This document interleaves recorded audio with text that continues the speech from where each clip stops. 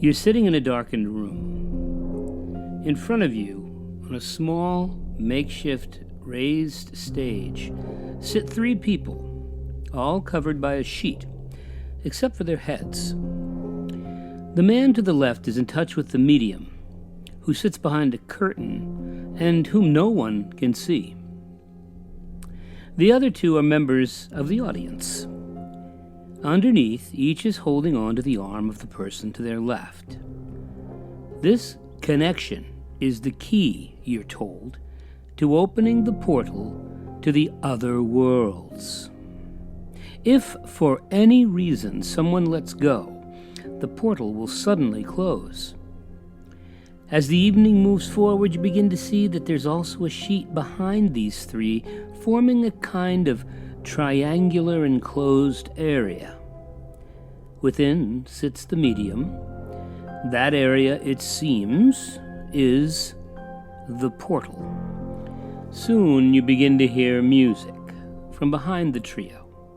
And then, though the room is dark, you begin to see musical instruments seemingly floating in the air behind them. And then, after long moments, you see a person appear from the shadows. A person from another world.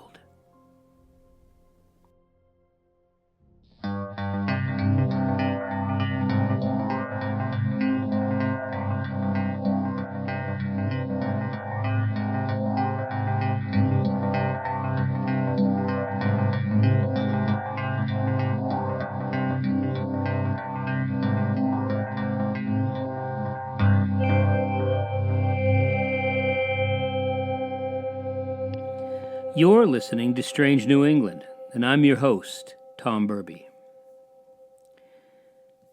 There are four big questions that every human being has to ponder at some critical point in their life. Why am I here? What am I supposed to do? How am I supposed to act? And where do I go, if anywhere, when I die? If we can figure out the answer to that final question, well, the answer would impact all of the other questions. Does the human soul survive physical death? And if so, can a human soul rematerialize back into the physical world? If the human soul continues after the body dies, where exactly does it go? And what is it like there? Of course, there are some well-established views on the answer to this question, but in the later years of the 19th century, a movement in America sought to root out the superstition and views of the ancients and put a more scientific view into focus. This movement was called spiritualism. It attracted a large number of followers who sought proof, and not merely promises, of the life of the world to come. Science at the time was turning away from that question of life after death, deeming it unknowable. There was no way to recreate controlled and repeatable experiments in which to gather data to analyze when it came to death. There was not even a way to prove there really was a soul.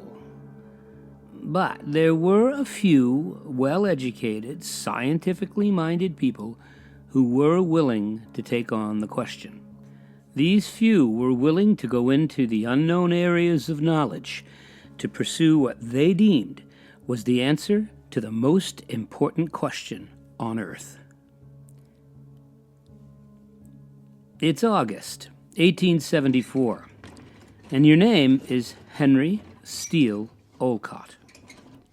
You have just arrived in the small village in west-central Vermont called Chittenden, home to 802 souls, including the members of the Eddy family. Chittenden was known to the larger metropolitan world as Spirit Vale, and that was because the Eddy brothers, William and Horatio, hosted a plethora of spirits who would materialize from thin air for visitors at their boarding house. You've been reading about these men, speaking with people who've testified to the truth of these materializations, and you've set out to examine just exactly what's going on in this strange, isolated little hamlet. And these spirits didn't simply appear. No.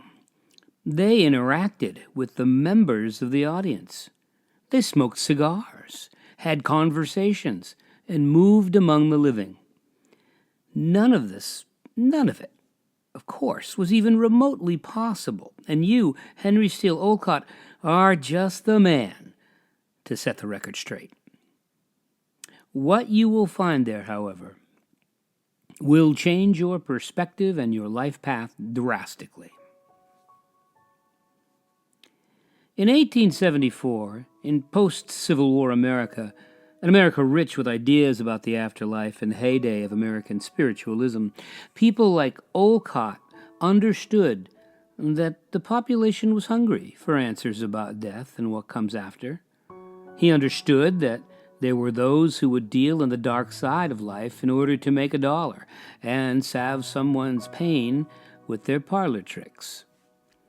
Colonel Henry Steel Olcott was a well-respected man in America in the period after the American Civil War. He was well-educated with degrees from City College of New York and Columbia University. His scientific and logical outlook brought him renown when his work creating a model farm and his creation of that model farm got him an offer from the government to be the chief commissioner of agriculture for the whole country. And he was no slouch when it came to progress or knowing the pulse of the world. When the Civil War started, like so many others, he enlisted.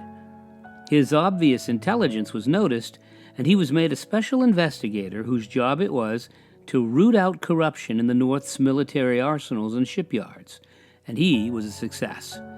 Secretary of War Stanton personally congratulated Olcott on his ability to delve into the finer details of things. His military career flourished. He was there at John Brown's execution. He was one of 3 people to officially investigate the assassination of President Abraham Lincoln for the country.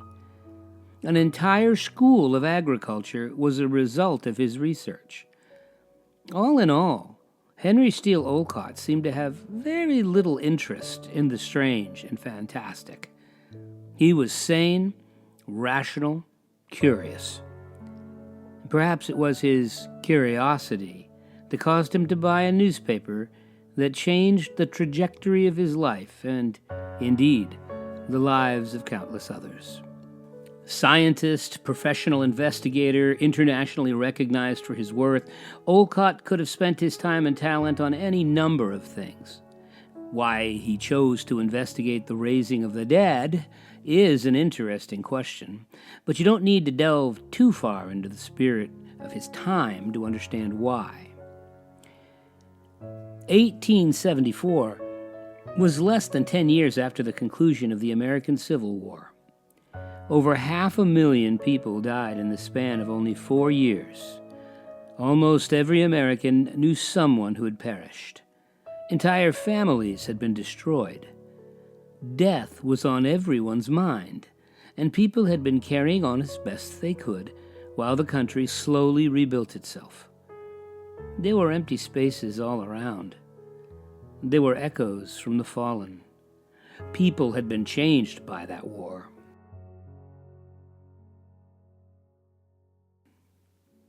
Just before the war, in 1848, a family in upstate New York, the Fox sisters, began to experience mysterious rappings in their house in Hydesville. Originally from Canada, these girls made a name for themselves and created a sensation that would eventually form into the movement known as spiritualism.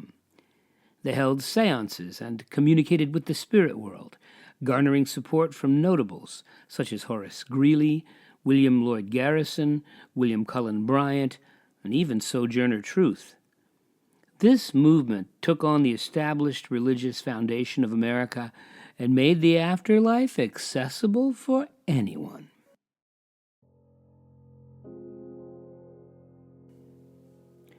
The idea they presented was that the dead weren't too far away to contact. There was a world, it seemed, next door to ours, coexisting, that could be contacted by talented mediums who could act as receivers and transmitters for the rest of us. If you wanted to speak to someone who had died, the new movement said that you could, through a medium, a person in contact with two worlds simultaneously.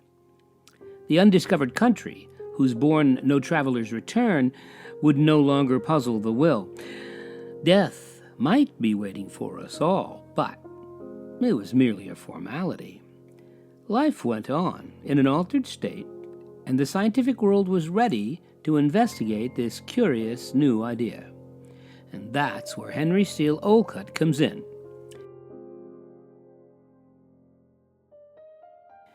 One rainy afternoon in 1874, Olcott picked up a newspaper on his way home from his law office that would forever change the course of his life. Having spent his life as a professional debunker and investigator, there were few in the country as eminently qualified as Olcott to investigate one of the strangest, albeit exciting, trends in the news. In the newspaper, he read an article about a small Vermont hamlet called Chittenden, where a pair of brothers were summoning and having converse with people no longer among the living. Not limiting their interactions to rappings and spirit trumpets, these two brothers called forth one deceased person after another, many speaking different languages, all dressed in period costumes, and these beings were able to converse with the witnesses of their seances. Olcott's interest was piqued. We'll never know precisely why he bent his rather prodigious intellect in the direction of spiritualism, but he would not be the only intelligent, well-spoken, and famous person to investigate such claims. But he would likely be one of the first. Later, Harry Houdini and Sir Arthur Conan Doyle would also venture down that path, but it was a path that Olcott would forge. He visited the offices of the New York Sun with an idea: to travel with an illustrator to northern Vermont.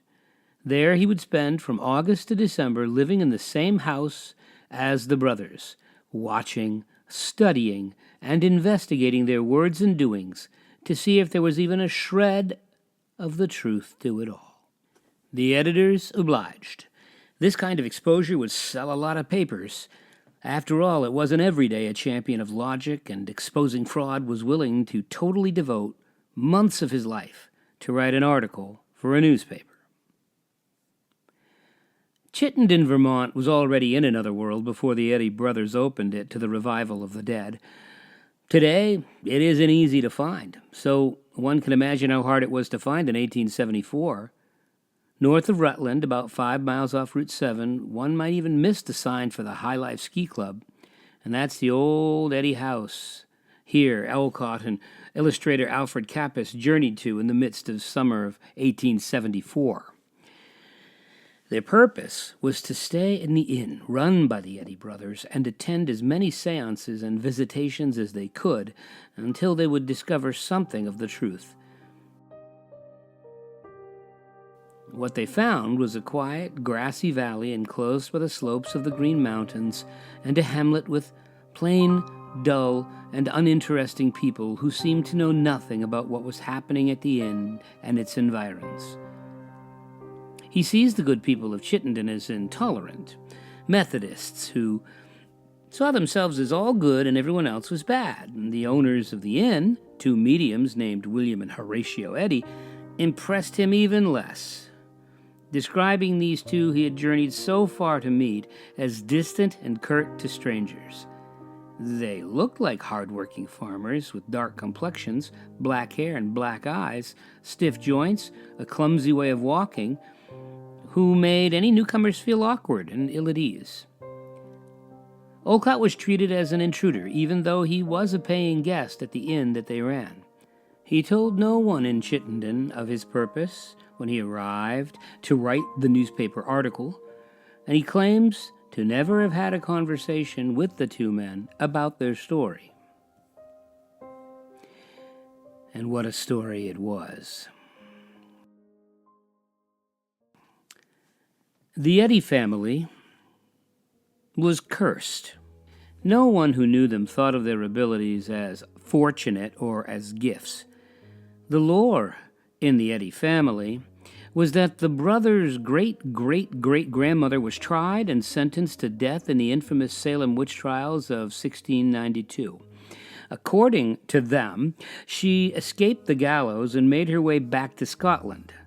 She got away.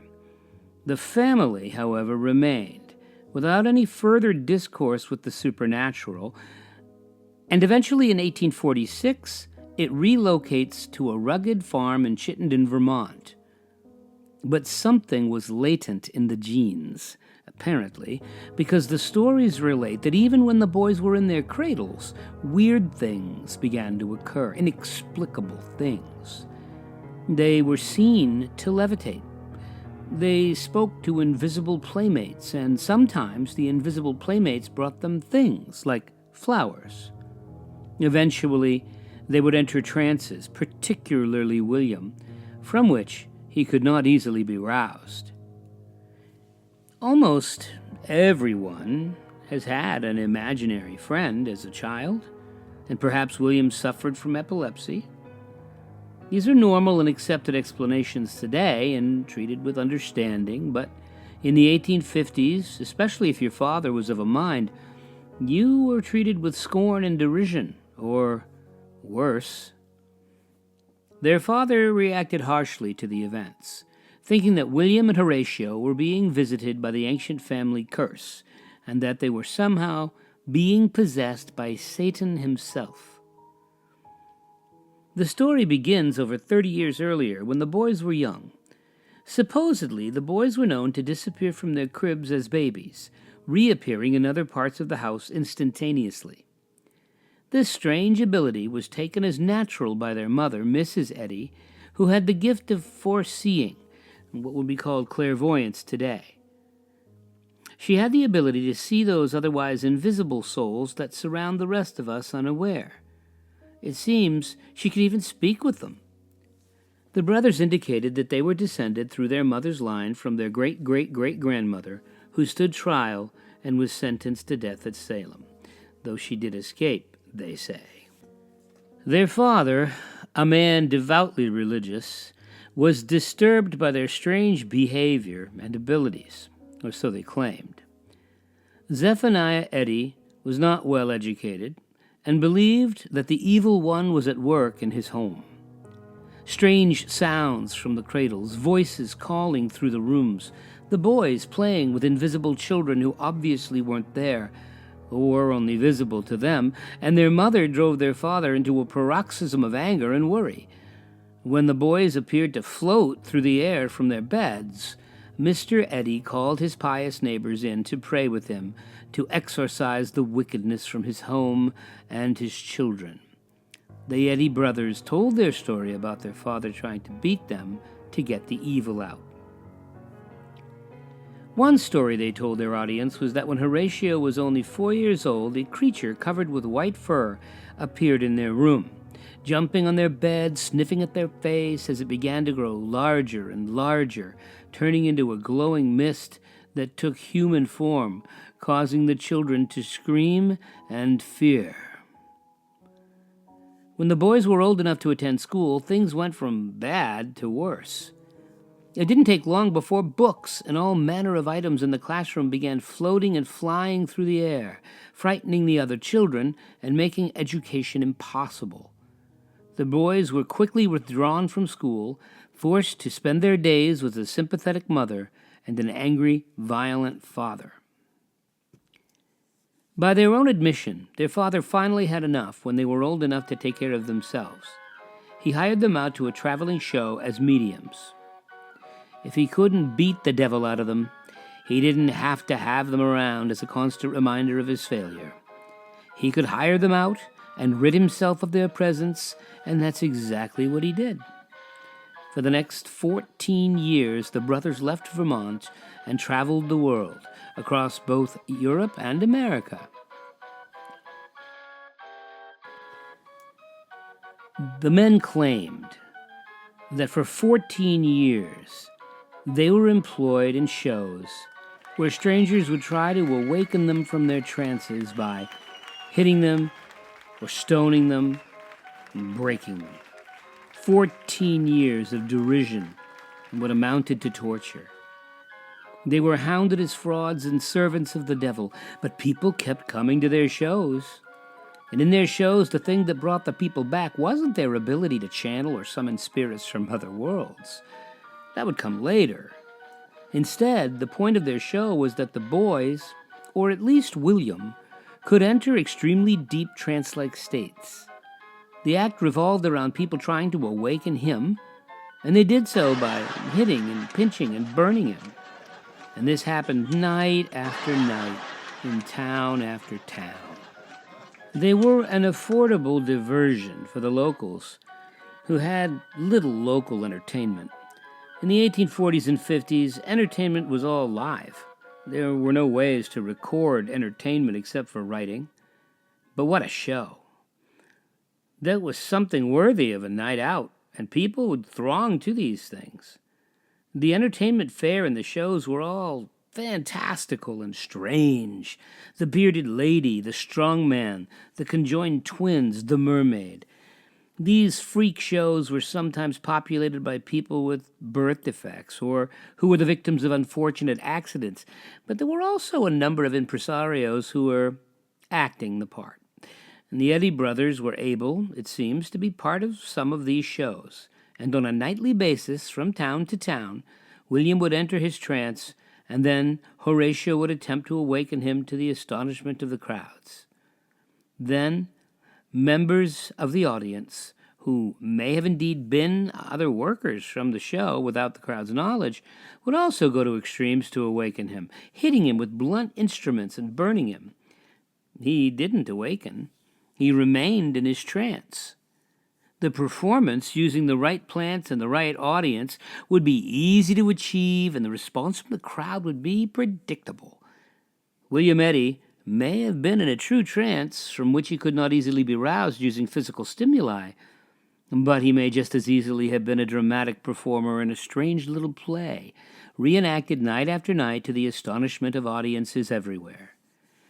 People knew this might be the case, but they paid their nickel anyway, just to see. Olcott knew this was probably the case when he heard of the spiritual center of the universe being somewhere in central Vermont. He was intent on using observation and science to prove that this was a hoax. Only later in their career, just before their return to Vermont and retirement from the road shows, were they seemingly able to summon spirits from the netherworld. It seems that their ability to channel spirits came at just the right time. The Fox sisters had launched a new sensation. It seemed like audiences couldn't get enough contact with the spirit world because so many of their loved ones were no longer among the living in this world, a result of the Civil War. It was the deepest of human hopes that we survive death in some form, that we carry on, and that life isn't just a candle that one day simply stops burning. Newspapers everywhere reprinted tales of people communicating with their departed lost ones and giving reassurance and hope to those who were lost and hopeless.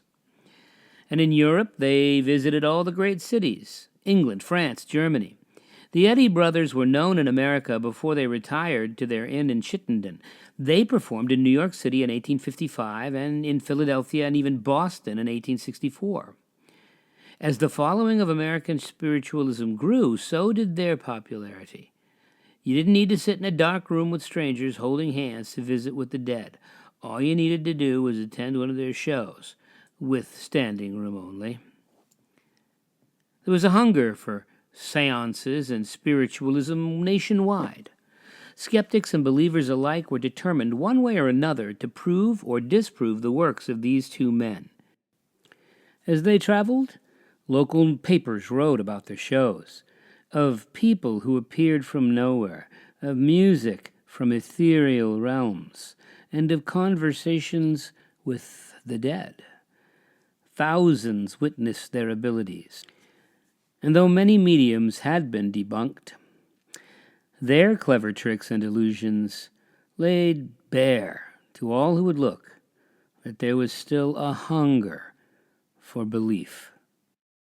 Perhaps that hunger was actually stronger than the truth. Their renown followed them, and real or not, they were famous mediums. Old Mr. Eddy died in 1860, and Mrs. Eddy, the boy's mother, followed him in 1873. There were other Eddy children, but they were scattered to the winds except for a younger sister named Mary, who helped them maintain their inn when they finally returned to their birthplace of Chittenden and took up residence. Calling their inn the Green Tavern, the brothers held seances regularly in the upper room, and outside, too, in the woods, near a cave. For $8 a week, room and board, you also got free access to any and all paranormal events and free rein to linger and explore around the environs of the inn. So, what did Colonel Olcott witness and report from his months with the Eddy brothers in rural Vermont? Well, first of all, he did not travel alone. With him was a man he refers to in his writings as the artist. His name was Mr. Capes. Capes drew sketches of their investigations and was present during the materializations, and he attempted to portray them for the readers of the New York Sun and later for the daily graphic newspapers. During his time in Chittenden, Olcott kept his mission secret, at least for the first week. He was, as far as the Eddy brothers were concerned, just another interested member of the public who was willing to spend his money paying for a room at their inn. Although the Eddy brothers didn't charge admission to anyone to enter into their seances or sessions, most of the people who were there were paying customers. They slept in their inn's beds, and they ate the food, and then they went to the show. And the show, it seems, was the draw. Olcott and Capes must have known and understood that. When they arrived, it was in the latter part of August. Olcott had originally thought to stay perhaps a week or two, but in the end, he remained at the Eddy Inn on and off until December 1874, around 3 months, during which he would witness the materialization of hundreds of spirits. His first experience of a materialization was on August 31st, when he saw the being the Eddys called the Witch of the Mountain. Early in the day, Olcott saw the medium brother William throw what he called spring water into a small fire outside of the house. The water immediately flashed up like alcohol. William made it known to the witnesses that this was because of the witch's influence and that they would meet her later that night. Most of the time, you picture seances as intimate, quiet affairs, solemnly held in darkened rooms with held hands in a circle and the quiet voice of the medium seeking contact. And usually there's a table or a circle around which people gather. But there were larger events, held in cities and large halls. So it wasn't strange that the upper room of the inn would be filled with people. The Eddy brothers had their own special kind of seances. Basically 2 types. The first and most memorable type of seance brought forth actual spirits that walked among the audience and interacted with them. This was referred to by the brothers as a circle. According to Olcott and to other sources, the medium William Eddy was positioned behind a curtain inside a small dark closet known as the cabinet, which was about 3 feet deep and 7 feet long. William would enter this small space, and then a shawl or a small curtain would be placed over the open doorway to keep the space within quite dark. Once inside, William would enter his trance. Horatio would have some members of the audience join him and hold hands, and it was during this time that the materialized spirits would emerge from behind that same curtain and step out onto the elevated platform in full view of the audience. The other kind of seance that they conducted didn't involve the summoning of spirits, at least not full-bodied ones that interacted with the audience. Instead, these light circles involved Horatio, not William, sitting in a chair with one or two visitors sitting next to him. And then, to varying degrees, spirit hands would emerge from behind the curtain. Musical instruments would levitate in the air, and music would issue forth from behind that curtain. These hands that came forth could be touched by the people in the audience. All the while, Horatio's hands were always on another person next to him. This, he claimed, provided the connection that would allow him to summon the spirits, amplifying his own energy with the energy of the other two souls. And he told the other guests on the stage not to let go, because if they did, those spirits would disappear. But Horatio's hands were hidden well under a cover, a sheet that was draped over him and the other guests, so you couldn't tell where his arm was. As Olcott watched, an arm emerged from behind the curtain and pinned the curtain over Horatio and a guest on the stage so that only their heads could be seen. And then William retired back to the closet and entered into his silent trance. What's important to note is that in this light circle, Horatio's hand was always felt by the other guest to be holding on to their arm. Whatever was levitating these objects or playing the music surely could not have been Horatio, and as for William, he couldn't have because he was in a trance state. What should also be remembered is that William was always behind the curtain, during either of these kinds of seances, out of sight of the audience members.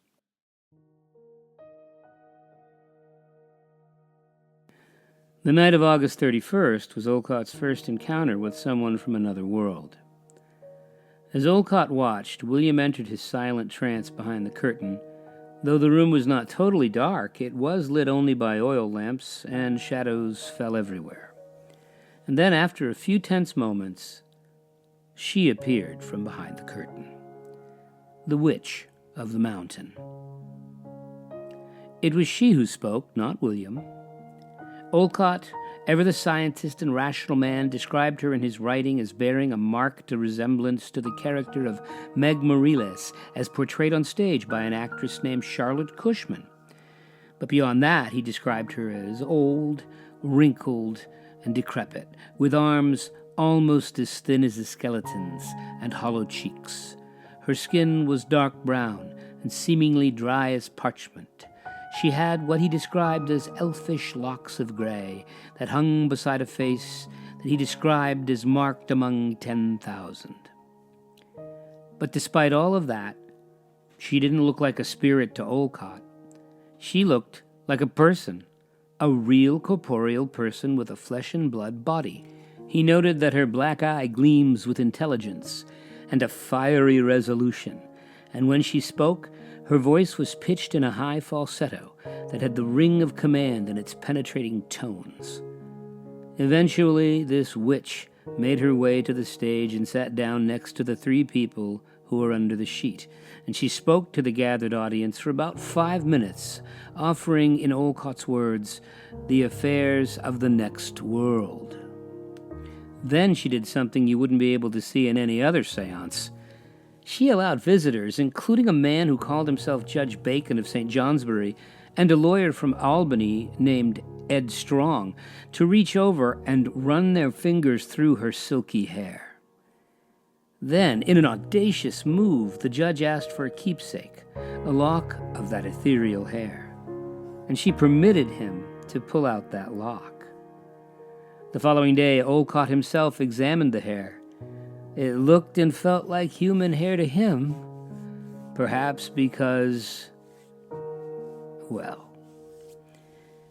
At the end of 5 days, Olcott and his artist left the Eddy's home, having kept his purposes secret, but he would return for a second, more intensive investigation, using all that he had scouted out on his first visit to aid him on his mission to expose the brothers. He made his plan clear when he returned to them, and strangely, they agreed to allow him to investigate. It seemed that they had nothing to hide. On the evening of September 17th, he was back in the inn, and this time he witnessed the materialization of a Native American spirit who spoke English named Honto, a character who repeatedly returns to these seances. Olcott describes her as a young, dark-complexioned, of marked Indian features, lithe and springy in movement, full of fun, natural in manner, and full of inquisitiveness. And during the time of the apparition, Olcott estimated Honto at 5 feet 3 inches tall, using a scale he had placed by the cabinet. And he noted in his writing that there was no way this young woman was being impersonated by the medium William Eddy. It just wasn't physically possible. And then Honto reached into thin air and suddenly produced a knitted shawl or some long piece of gauzy fabric and exhibited it to the audience. She draped it over a railing and then passed it back into the closet where the entranced William sat. During her time with the living, a member of the audience, a Mrs. Cleveland, asked if Honto would allow her heartbeat to be felt. Honto, opening her clothing, bared her breast and allowed Mrs. Cleveland to feel her heartbeat, which Mrs. Cleveland later related to Olcott as feeble but rhythmic. She describes her flesh as cold and moist, not like that of a living person. However, Olcott was not allowed to physically touch Honto, or even to get near her, really. Other visitors shook hands with her, felt her hair, looked into her eyes, but he wasn't given that opportunity. And later, during that same session, a 6-foot-tall Winnebago chief named Bright Star also came out from behind the curtain, as well as the spirit of a man named Colonel William H. Reynolds. At the end of the session, the deceased children of a German music teacher all appeared in front of the assembly, and the parents recognized them immediately before they disappeared behind the curtain without ever interacting with their parents. Olcott was a paying guest at the Eddy Inn at this time, and it was known to everyone that there was a skeptic who was trying to disprove everything. And he was allowed to witness all of the events, but it seems only so much. A lot happened in the month of September. Olcott, ever the scientist, had brought with him a standard Fairbanks scale to measure the weight of these materialized spirits. The weight of a spirit? First, William Eddy allowed himself to be weighed at 179 pounds.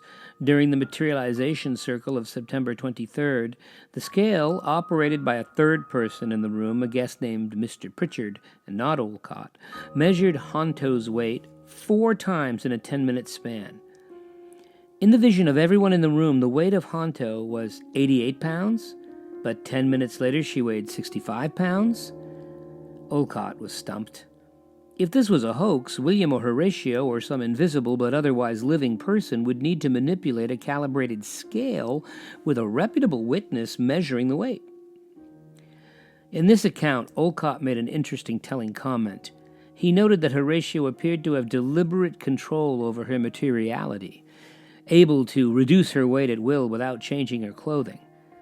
Earlier, on the 22nd, 17 different spirits appeared in a single evening, including 2 spirit babies, children, and several adult males. On the 21st, Honto appeared and smoked a pipe, the audience. On the 27th, Mrs. Pritchard materializes and sits with her son, the man who had operated the scales used to weigh Honto. On the 28th, the spirit of Sarah Walker Griswold appears. She had been murdered in 1865, and she was dressed all in white. On the 30th, during a light circle seance, a hand appeared from behind the curtain and did a pull test on the scale that he had brought, exerting 40 pounds of force. The month of October arrived with even more supernatural events for him to witness. On the 2nd, the spirit of the Eddy brothers' mother, Mrs. Zephaniah Eddy, materialized and spoke for 5 minutes in a loud, sharp voice, thanking Olcott for his work. On the 5th, Olcott asked if he could have a seance held in another room, thinking that the big upstairs room was constructed to allow these obvious deceptions to occur, and perhaps with hidden passages or even an extra flue in the chimney. The seance was held downstairs, and the exact same things happened. On the 8th, a spirit flying squirrel appeared and waddled across the platform, terrifying some of the spectators. Animals, it seemed, had spirits as well and could be contacted. On the 12th, a spirit rang a bell that was kept under an inverted glass tumbler. On the 14th, a Georgian spirit named Michalko appeared in full cultural dress and played what was claimed as Caucasian music on a guitar behind the curtain. A few days later, on the 16th and 17th, a wealthy merchant named Hassan Agha appears and speaks in a foreign tongue that no one understands. On the 27th, Honto appears again and demonstrates her ability to play the parlor organ while singing strange, otherworldly melodies.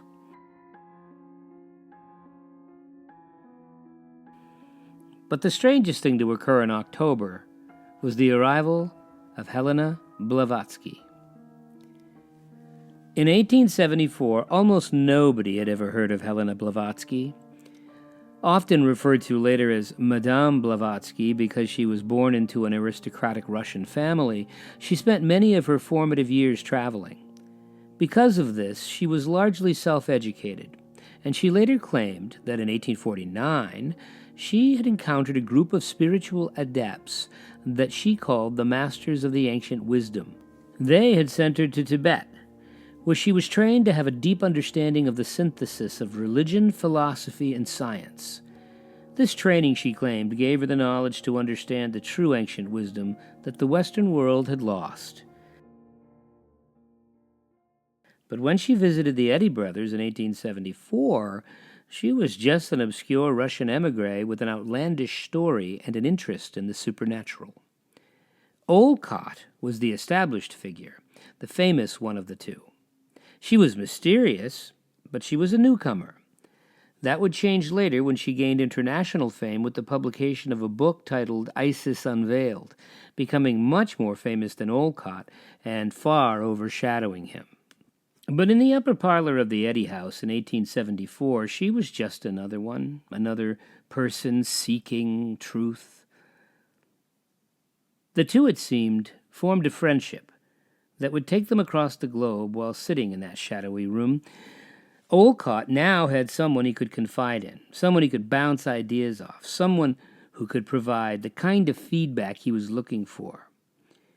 One has to wonder, though, if the feedback's nature was scientific or esoteric, and if Helena Blavatsky was giving you advice, was she leading you into the shadows or into the light? The materializations continued. A day later, Honto appeared to the assembled audience, but then began to dissolve or melt away up to her waist before moving back into the cabinet, where William Eddy sat entranced. Then, on the 20th, a warrior named Safar Ali Bek comes out from behind the curtain and produces a 12-foot spear tipped with ostrich plumes. All of these apparitions came and went, but on October 24th, something very personal happened to Helena Blavatsky. Remember, she wasn't well known, she wasn't anyone special, just a member of the audience.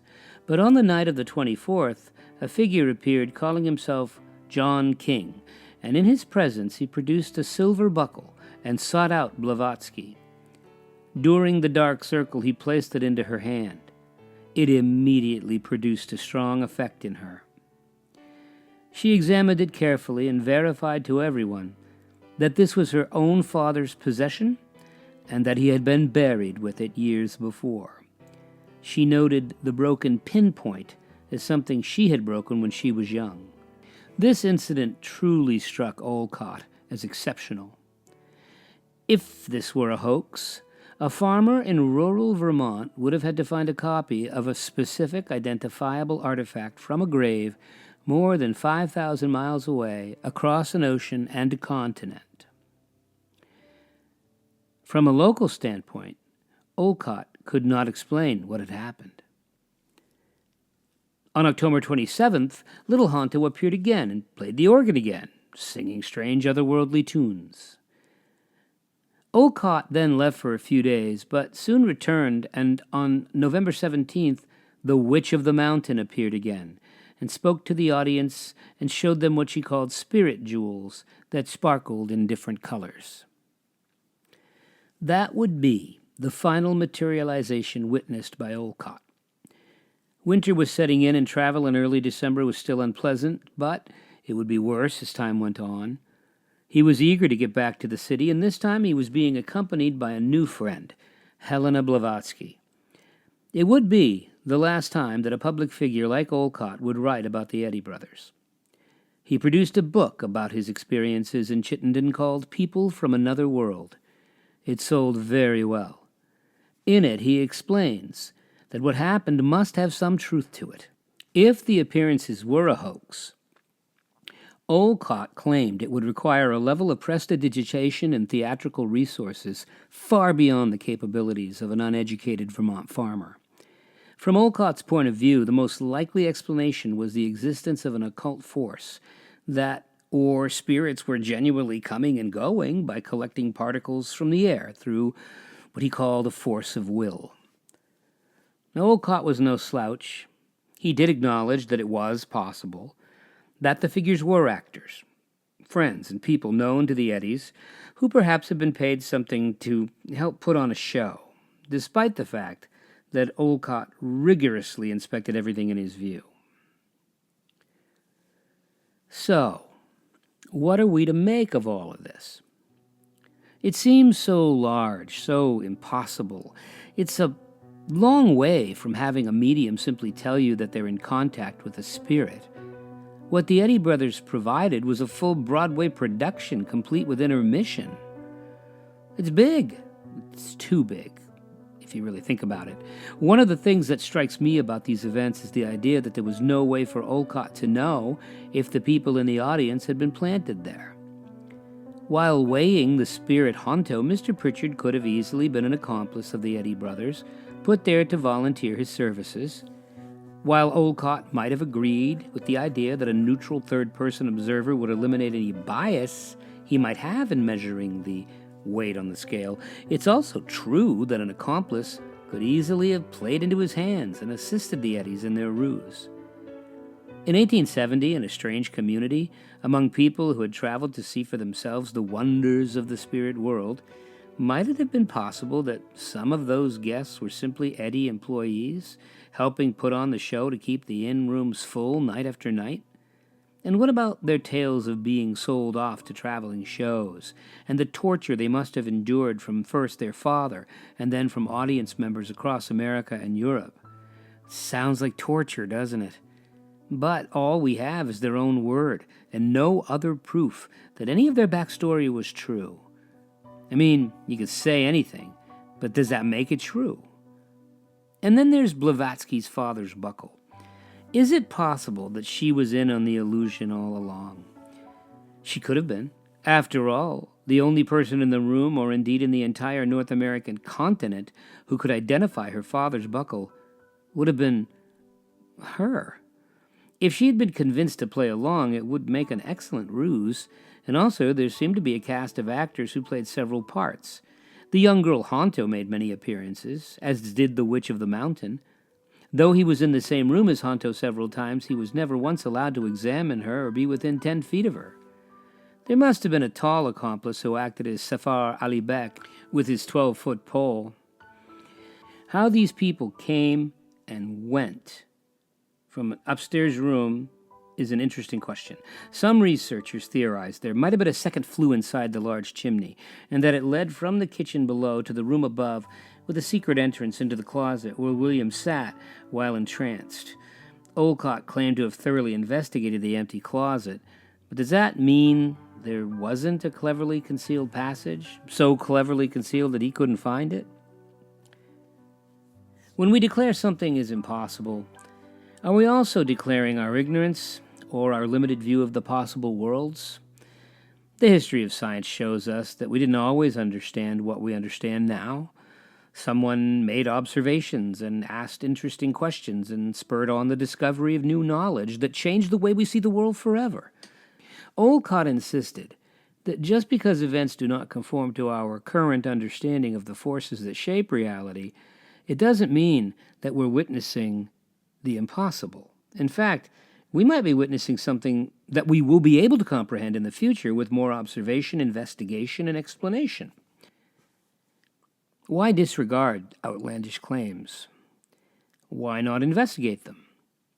Carl Sagan himself said, "I find myself very much in the latter camp. I believe that the extraordinary should certainly be pursued, but extraordinary claims require extraordinary evidence."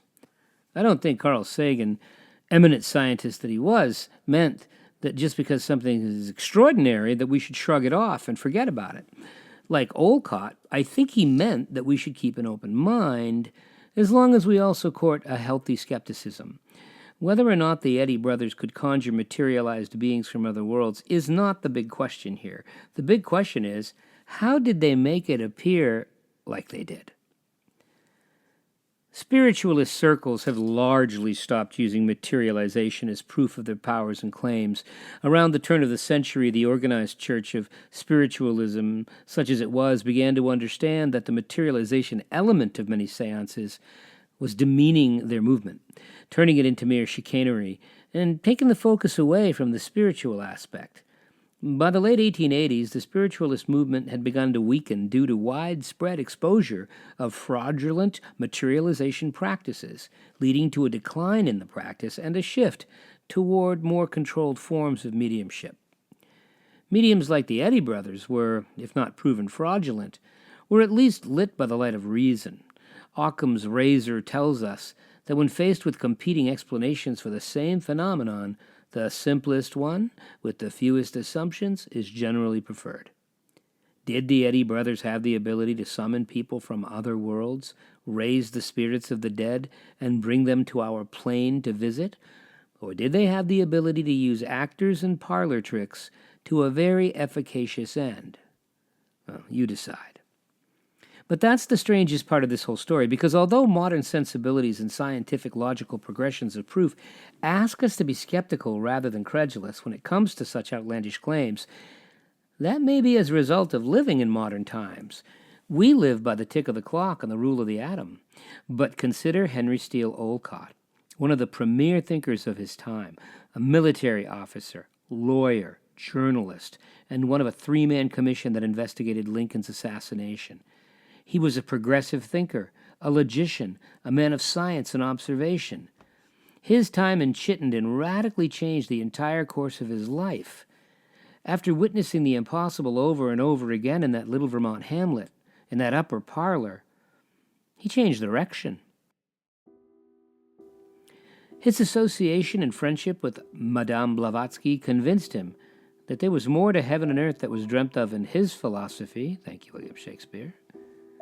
After he left the Eddy brothers in December, he and Helena Blavatsky went back to New York and co-founded the Theosophical Society in 1875, immediately after their time in Vermont. The Theosophical Society became highly influential both in America and Europe, where other chapters were founded. It introduced concepts such as karma, reincarnation, meditation, and Hindu and Buddhist philosophy to the Western world for the first time. The Theosophical Society also taught that all religions share a common spiritual truth, that our souls evolve through reincarnation and karma, and that humanity can progress toward higher wisdom through the study and practice of ancient and universal spiritual teachings. Souls evolving? Reincarnation and karma? Did what they see in Vermont force this concept into reality in their minds from mere ideas to actual truth? It isn't difficult to deduce that the time these two founders spent with the Eddy brothers significantly influenced their creation of the Theosophical Society. His attempt to investigate and expose fraudulent mediumship instead turned into a life-changing turn toward more spirituality, down pathways long forbidden by conventional Western religions. 5 years after the events they witnessed in Vermont, both Blavatsky and Olcott journeyed to Sri Lanka to become the first Westerners to receive the 3 refuges and the 5 precepts, a ceremony by which one becomes a Buddhist. She was the first Western woman to become a Buddhist, and he was the first Western man. Olcott finished living his life in Asia, studying and writing the Buddhist Catechism in 1881, which is still used today. The Theosophical Society continued to grow and built several schools in Sri Lanka. Madame Blavatsky moved to London, where she died in 1891. Olcott moved to India to continue his studies and his mission, still president of the society until his own death in 1907. Born and raised in the Protestant Christian tradition, his work in the East is often credited with revitalizing Buddhism there. Later, many magicians and researchers came to the conclusion that the Eddy Brothers' manifestations could quite easily be explained by stagecraft and deception. Their spirits had weight, could be touched, could speak, could walk among the living, and even smoke a cigarette? How could spirits do these things? Easy. They weren't spirits, after all. Just people, just actors, nothing special, nothing new. And what about the Eddy Brothers? How did they end? After the events witnessed by Blavatsky and Olcott, the brothers eventually stopped working and living together. Perhaps they quarreled. Neither became wealthy, and their moment in the spotlight diminished and passed. Because Olcott wrote about them, we know a lot about them during that period, but we don't have records of their lives before the events at Chittenden, and likewise, we have very little to work with afterward. The crowds, it seems, went home and had enough of what they were selling. Horatio died in 1922 at around 80 years old. William, the medium, lived to be 99 years old and died in 1932. By the time he died, horse-drawn wagons and Civil War era spiritualism had been replaced with radio, automobiles, aircraft, and early talking pictures. Whatever happened in that house in the late 1870s, it led to the creation of a major society that had impact worldwide. The real story here isn't about spirits, after all. It's about history. Whatever happened in that upstairs parlor, it did change the world. It didn't change the world because the dead were somehow able to come back to this world and walk among us. The world changed because one man believed that they did. The Eddy brothers faded into obscurity. The witnesses are all dead. The cabinet is gone. The spirits all vanished, but the consequences never did.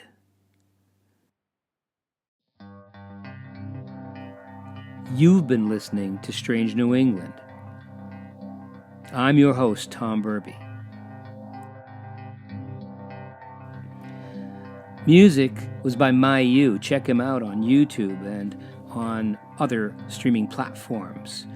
Also, introductory and closing music was created by Jim Burby. Audio mastering was by Jim Burby as well. Until next time,